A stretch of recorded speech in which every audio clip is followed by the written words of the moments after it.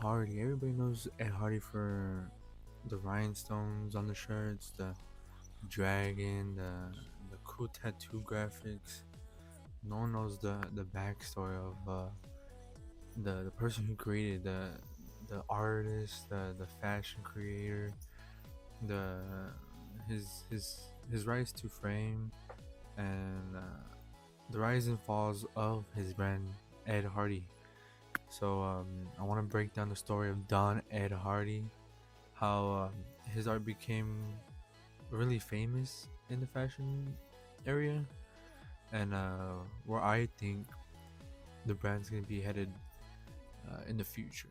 On January 6th of 1945, Don Ed Hardy was born on the southern part of California. Mr. Ed Hardy was actually born in Des Moines, Iowa and moved to South California. He wasn't born there, my fault.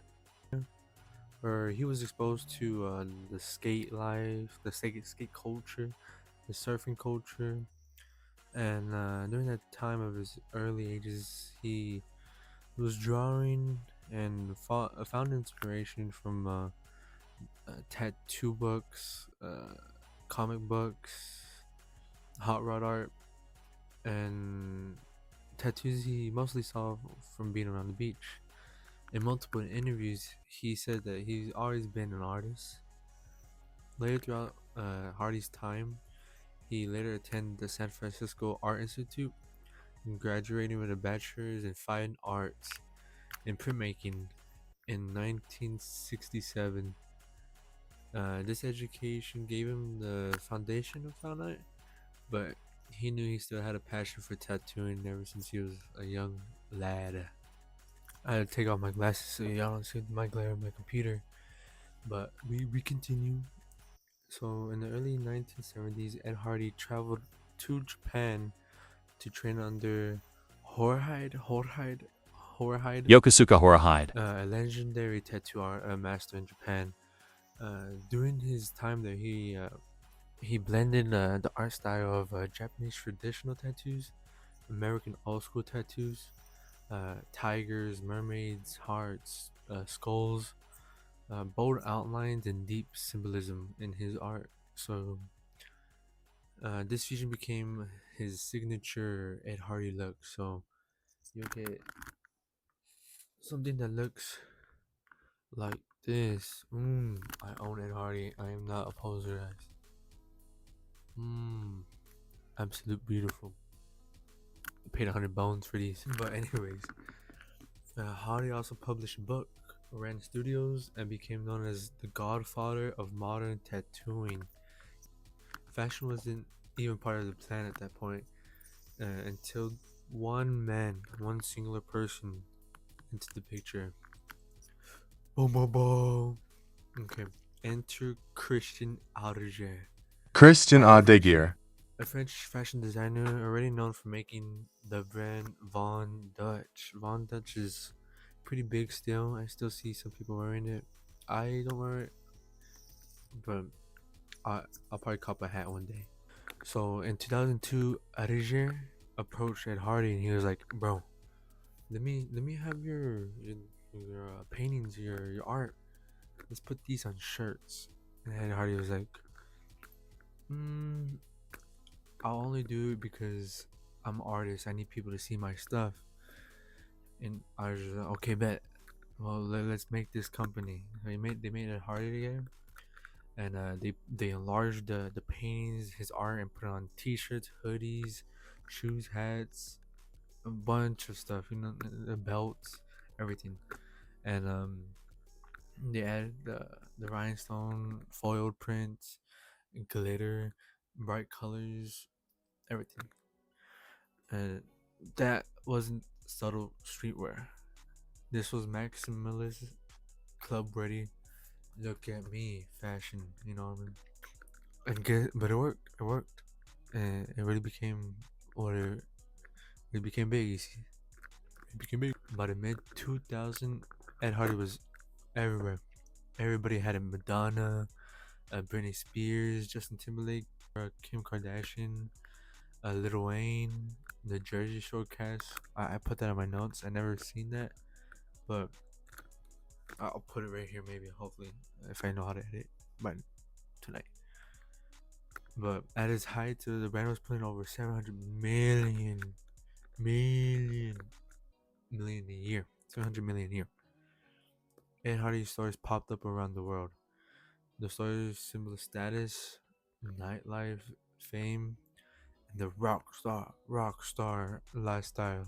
Christian Udiger, I keep hoping I'm saying his name right. Udiger markets so well. He did really good at marketing. That was his whole life. Whenever you see interviews of bro, you can tell. Like, it was meant for him. But the one problem that Udiger had, is he did create it big, but he oversaturated it. He oversaturated it too much. Downfall of Ed Hardy. Not the man, but the brand. Remember, Ed Hardy and Azure came together. It's mostly Azure, or Christian. I'll just say Christian because I can't pronounce his last name. Mostly Christian's fault because Christian wanted it everywhere. He wanted it everywhere. Gas stations had Ed Hardy. He put Ed Hardy's name on cheap cologne, energy drinks, basketball caps, luggage, flip flops, dog clothes, and even had an Ed Hardy wine. The brand went from a premier design to like I said, being in a gas station. It wasn't something rare. It wasn't something different. Everybody had it, and kind of was overexposed. It made it not rare, not cool. So of course from that, the sales dropped.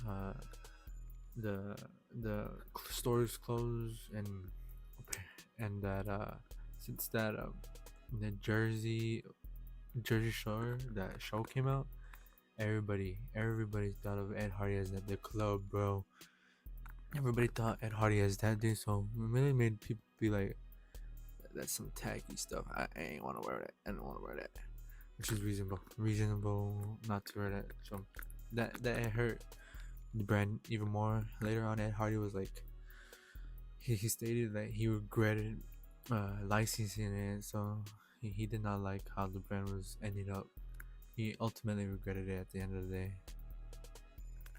But in fashion, everything's a cycle. It's a circle. So since it was dying out, now in the early 2010s, I mean 2020s, Y2K fashion came back, and vintage Ed Hardy was trending on TikTok.